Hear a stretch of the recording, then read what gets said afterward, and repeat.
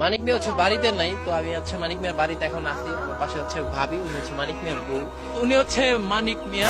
সাদ ইবনে Muadh রাদিয়াল্লাহু তাআলা একদিন নবীজিকে বলছে, ইয়া রাসূলুল্লাহ, আমি যদি কোনোদিন আমার স্ত্রীকে দেখি পর পুরুষের সাথে 1 মিনিটের জন্য কথা বলছে, আমি আমার তরবারি খাত থেকে বের করে এক কোপে গর্দান ফেলে দেব। অবশেষে আমরা হাজবেন্ড ওয়াইফ কাপল ব্লগ ভিডিও বানিয়ে পেয়ে গেলাম ফেসবুক থেকে ইনকাম। আমরা ইনকাম করছি হচ্ছে কি আপনার 1 মাসে 1,44,000 টাকা। এটা হচ্ছে আমাদের 1 মাসের কাপল ব্লগের ইনকাম। স্বামী স্ত্রীর একান্ত মুহূর্তগুলোকে ভিডিও করে করে মানুষকে দিচ্ছেন, আপনার বউকে মানুষের সামনে উপস্থাপন করছেন। কেন? অ্যাডসেন্স করে কিছু পয়সা কামাইতে হবে সেজন্য।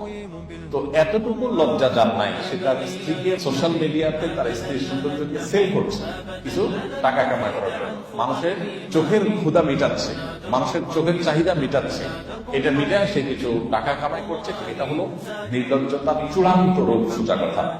আজকের এই ব্লগে আমরা যে চ্যালেঞ্জটি খেলছি, সেই চ্যালেঞ্জটির নাম হচ্ছে never have I ever challenge. আর রেডি গাইস?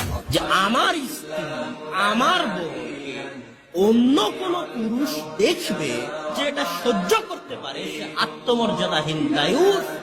রাসূল সাল্লাল্লাহু আলাইহি ওয়াসাল্লাম বলেছেন, লা ইয়াদখুলুল জান্নাতা আদ-দায়ুস। দায়ুস জান্নাতে প্রবেশ করতে পারবে না।